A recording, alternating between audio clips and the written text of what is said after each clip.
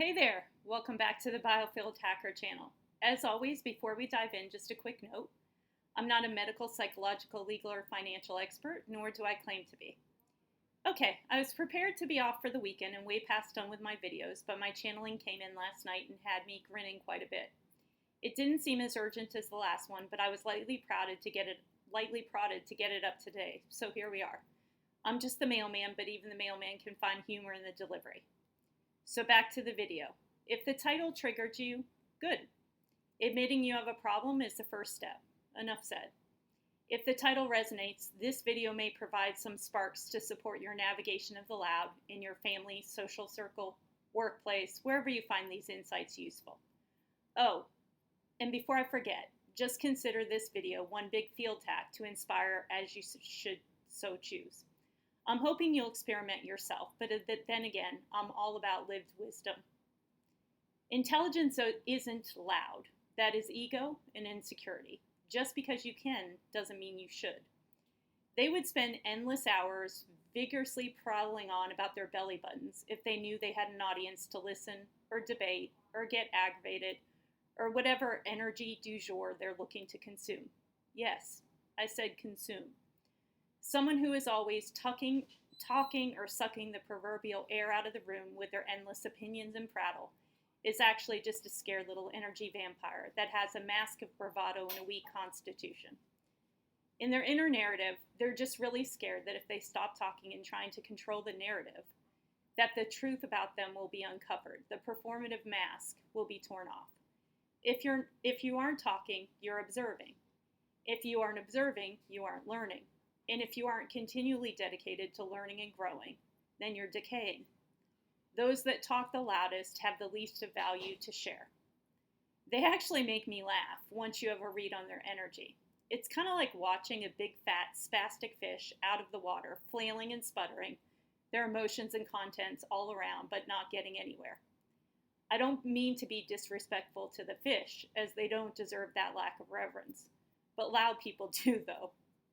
Don't waste your energy trying to throw the people back into the proverbial water. Leave them to figure it out on their own. It's the only way they'll learn their lesson. Couldn't help but to use that analogy as the visual was too apt, but I digress.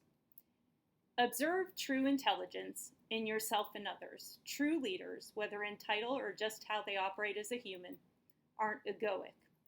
They're intelligent observers who know exactly what to ask, say, do, or support at exactly the optimal time in the optimal way. Because they took the time out to absorb all of the information and data, all of the energy from the people, happenings, and the totality of the environment in which they are operating within. They are a proverbial super soaker of inputs, a disciplined and patient, intuitive strategist that leverages the unfolding for the good of all, fully integrated and grounded knowing. Then they create an informed ROI of said intelligence and extend their optimized energy with the highest value, with their thoughts, feelings, behaviors, and actions. They do it with a precision that's a conduit for optimal energy and flow. They're aligned and vibrating at the highest and best energies for sustainable impact, and also in service to their and the collective good. Best and highest, if you will. And the loud one, you ask? Fragmented myopia gone rogue. So don't feed the energy vampires with your valuable energies. Just carry on with yourself and cut off their supply.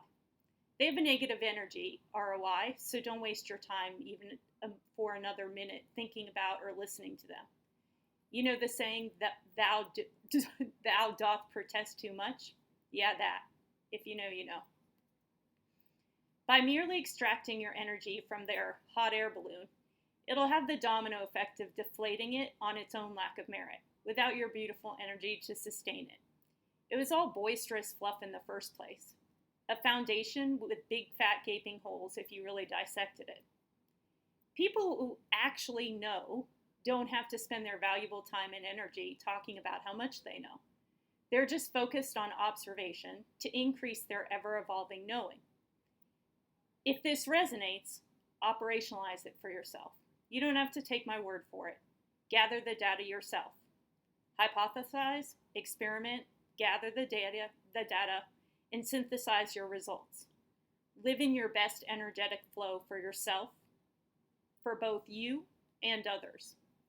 And should you want more resources on how to hone your own intuitive lenses, there are both an earlier video about the platypus. Yes, I said the platypus. I don't pick the channeling topics. And you can find an in-depth framework in the Biohacker Lab on my site, biofieldhacker.io. It's called Spiritual Alchemy. Oh, and if you want to understand more about some of my favorite universal energetic laws, there's a class about that on the site as well. All right, until next time, make it a great day. Take care.